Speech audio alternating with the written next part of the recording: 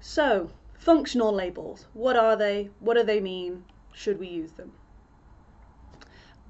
This is something that I've recently learned about, so, full disclosure, I may say some things that aren't quite right, and if that's the case, please let me know in the comments. But this is just my understanding and my perception of what I've learned. So, what are functional labels? When we talk about cat, come here. She doesn't want to come here. So when we talk about autism, autism? When we talk about autism, what do we use to refer to the different experiences that people have? So generally speaking, people have this view that you can be more autistic or less autistic. And what they're trying to say is that there are some people who experience greater or wider or more intense difficulties connected with the autism diagnosis, and so people want to classify the different ability levels is how people generally view it. And so we have terms like low functioning autism, moderately functioning autism, high functioning autism, and along with high functioning autism we have Asperger's syndrome, which is quite common as well. Now I won't get into the whole Asperger's thing. Hans Asperger was a Nazi eugenicist, but a lot of science, a lot of research came from Nazi eugenicists. So I mean, we can debate that another time. Today I just want to talk about functioning labels. Now, high functioning, low functioning, medium functioning, that's what I'm going to talk about. So what is functioning? So I have a background in psychology. My degree was neuropsychology, my master's was psychology, and so I'm not going to say I'm an expert, but I have a little bit of knowledge on this area. And what do psychologists mean? What do psychiatrists mean when they say functioning? Well, basically they mean the ability to get on with your daily life in a normal way. And when I say normal, what I mean is that they're thinking about things along the lines of can you go out shopping? Can you have a job? Can you clean your own house? Can you dress yourself? Can you maintain your own personal hygiene? Can you do all of the things that you need to look after yourself? Can you budget? Can you manage your household in terms of things like, oh, I ran out of toilet cleaner, I'll add that to the shopping list and I'll buy that today, So all of these things that are part of being a typically able, a normal person, if you will, in society. I don't really like the term normal, but that's how a lot of people understand it. So I'll just put it in air quotes.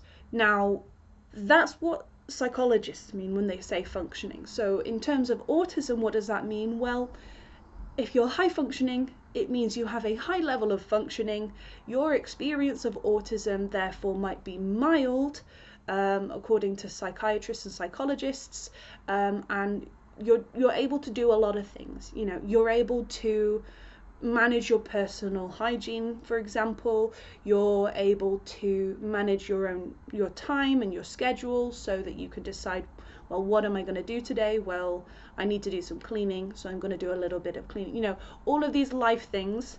A friend of mine referred to it as life admin, which I really like. So all of the life admin type stuff of maintaining your body and your house and your health and your finances. You can do a bunch of that. Maybe the point of a diagnosis is, like of any diagnosis, is that it is designed to say you have a significant impairment to your life connected with the diagnosis. So there is some way in which you are significant, is the exact word, significantly disabled in some way. Now, with high functioning autism, you still have a significant impairment or disability or whatever, but there is a bunch of stuff that you can do for yourself. Whereas at the other end of the spectrum, we've got low functioning, and low functioning is used to refer to people who usually also have some sort of intellectual impairment, so some sort of mental disability that affects your intelligence level. It might affect your ability to process incoming information. It might affect your ability to manage your attention, to remember all of the things that you need to do, different types of memory. There's a lot of different things. This piece of hair is annoying me. There's a lot of different things that are included within intellectual impairment, but typically the low functioning end of the spectrum, as we're talking about it today, refers to people whose ability to manage all of those things in their life is lower. Now, why are we having this conversation? We're having this conversation because functioning labels,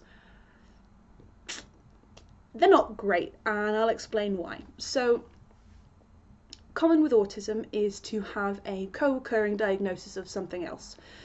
The list is quite long, but it can include things like OCD, depression, anxiety. I've seen examples of Tourette's, dyslexia, hyperlexia, stomach issues, gastrointestinal, blah blah blah.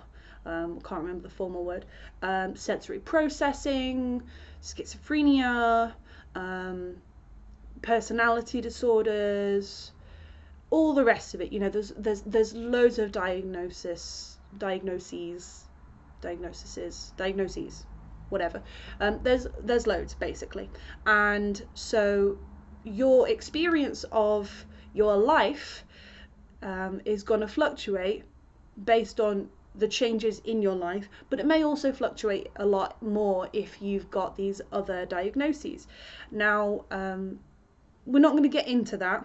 That does have a big effect. I'm only mentioning it because I want to recognize that those other conditions can have a big effect on your life, and I think it would be remiss not to mention and recognize those people who have those experiences. And that's not what we're going to focus on. So, specific to functioning labels, right? Let's take an example of somebody who is high functioning. So somebody who is high functioning probably could have a job. Whether they have a full-time job is a personal choice. Let's take an example, and we'll say we've got somebody who has a job and they have their routine, which is very common to autism. They have a specific routine where they get up in the morning, they have their breakfast, they brush their teeth, they do all of the getting ready things that they need to do, they get on the train to go to work, or they get in the car and they drive to work, they do their shift for 8 hours, and then at the end of the day they go home, they get some food, they spend time on their hobbies and with their family, etc. Okay, so that would be a normal day in the life, right?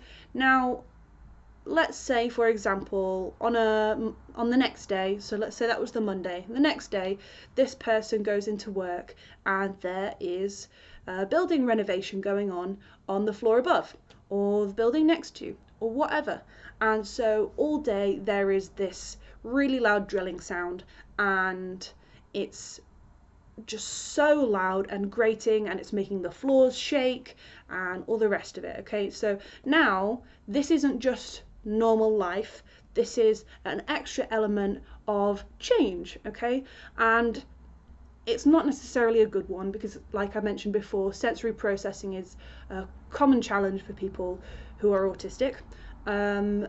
So let's say this person has a sound sensitivity. Well, now there is an extra thing for them to be stressed about, okay? The sound sensitivity, ironic that there's all the traffic now that I'm talking about sound sensitivity. I don't know if the microphone is picking it up. Okay, so this person is now being really distracted, really bothered, really struggling because there is all of this noise and they can feel the ground shaking and it's making their computer screen shake when they're trying to look at it. You know, even their drink on the table is shaking. You can see the ripples, like the proper Jurassic Park moment. And so that's going to cause a lot of distraction, and the effort required to ignore distraction and focus on work is enough. It's noticeable enough that that person may feel exhausted at the end of the day, and then when they get home they're so exhausted and they've got a headache from all of this noise and from trying really hard to focus on their work that they get home and they snap at someone, or they think, oh, I can't be bothered with the stress of having to pick something to eat and then cook it and hope that I cook it right, blah blah blah, I'll just get takeout. And so they get home, and all of this sounds pretty normal, right? You have a bad day, you go home, you want it to be easy, maybe you snap at somebody because you lose your temper or whatever, and this is all pretty typical stuff for anyone. But for this person, for an autistic person, that might affect them for a lot longer, because sensory stuff really does affect autistic people quite significantly.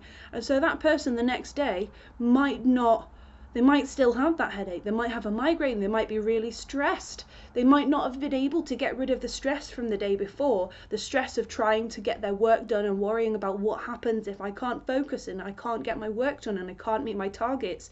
Will my boss shout at me? Will I get punished? Will I get in trouble? Will it affect my performance? Will it affect my job stability and my security and all the rest of it? You know, so the next day, they might not be high functioning anymore. They might be, you know, bedridden, they might have a headache, they might be really stressed, they might go to work and find themselves just completely unable to focus at all, you know, and which is only going to be worse because the noise is probably still going to be going on again the next day, you know. So all of these things can contribute to a fluctuating level of functioning.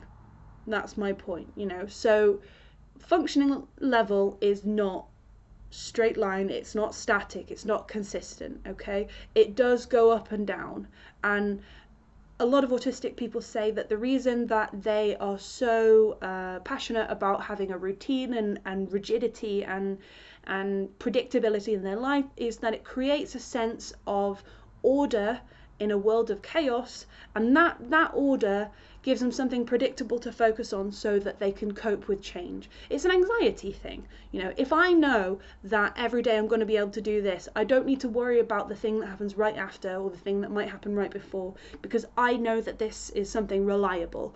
And, you know, a lot of people, if you know that you can rely on something or someone, then it makes you feel better. And that's exactly what it is.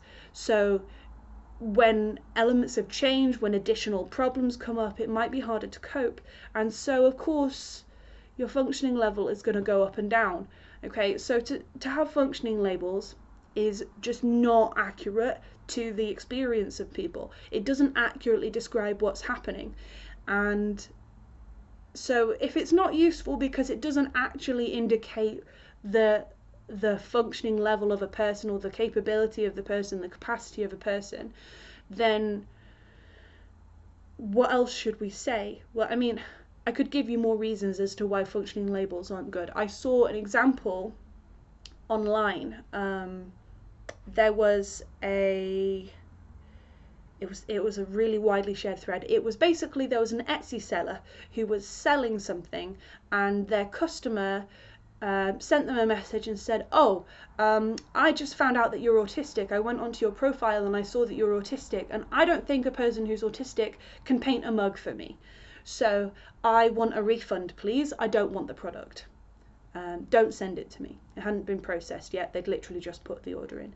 And the seller, who was autistic, responded and said, you know, I am perfectly capable of producing this product for you. I have had so many reviews. You can go and have a look at my star rating. I've got 4 stars or whatever.